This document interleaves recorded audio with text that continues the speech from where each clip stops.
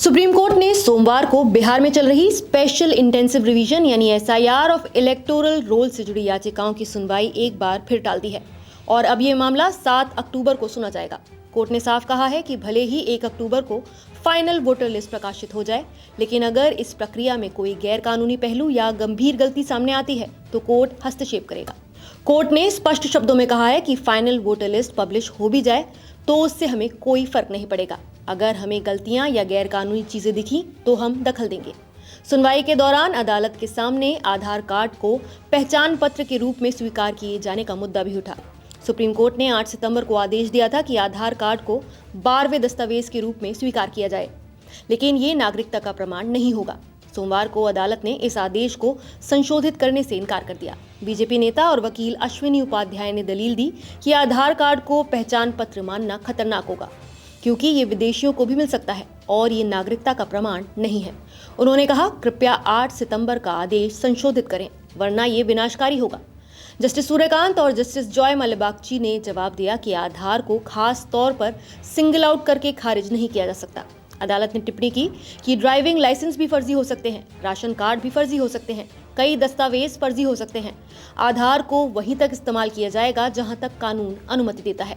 अदालत ने साफ किया कि ये दिशा निर्देश अभी अंतरिम है और आधार की वैधता पर अंतिम निर्णय बाद में लिया जाएगा।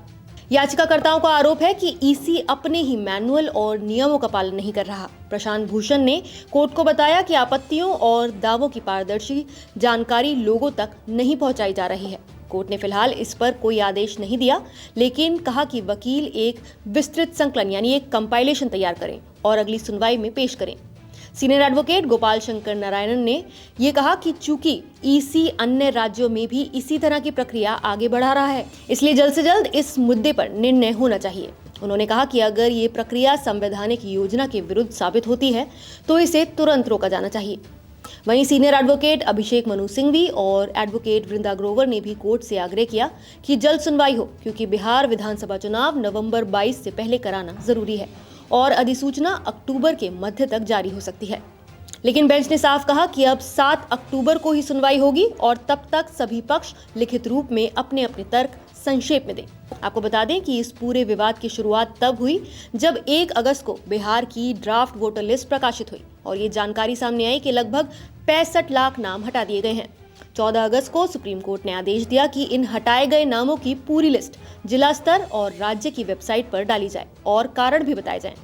22 अगस्त को कोर्ट ने कहा कि जिन लोगों के नाम हटाए गए हैं वो ऑनलाइन आवेदन कर सकते हैं और आधार कार्ड को पहचान पत्र के रूप में इस्तेमाल कर सकते हैं। पहले इस मामले में कई अहम घटनाएं हो चुकी हैं। 10 जुलाई को सुप्रीम कोर्ट ने कहा कि वोटर लिस्ट अपडेट के लिए आधार, राशन कार्ड और एपिक मान्य दस्तावेज होंगे। वहीं 8 सितंबर को आधार को 12वें दस्तावेज के तौर पर मान्यता दी गई। हालांकि कोर्ट ने यह स्पष्ट किया कि ये नागरिकता का प्रमाण नहीं है। अब अगली सुनवाई 7 अक्टूबर को होगी। तब तक फाइनल वोटर लिस्ट भी जारी हो चुकी होगी। सुप्रीम कोर्ट ने साफ कहा है कि लिस्ट पब्लिश होने या ना होने से उन्हें कोई फर्क नहीं पड़ता। अगर कोई गलत या गैरकानूनी प्रक्रिया पाई गई तो वो हस्तक्षेप करेंगे। तो क्या आपको लगता है कि वोटर लिस्ट की इस पूरी प्रक्रिया में पर्याप्त पारदर्शिता है और क्या आधार कार्ड को वोटर पहचान दस्तावेज मानना सही कदम है या इसके खतरे हैं? अपनी राय हमें कमेंट करके जरूर बताएं। नमस्कार, मैं हूं मानक गुप्ता। अगर आपको हमारा ये वीडियो पसंद आया हो तो इसे लाइक और शेयर जरूर करें और हाँ, हमें सब्सक्राइब और फॉलो करना ना भूलें ताकि आप देश और दुनिया की कोई खबर मिस ना करें। तो जुड़े रहिए हमारे साथ और देखते रहिए न्यूज़ 24।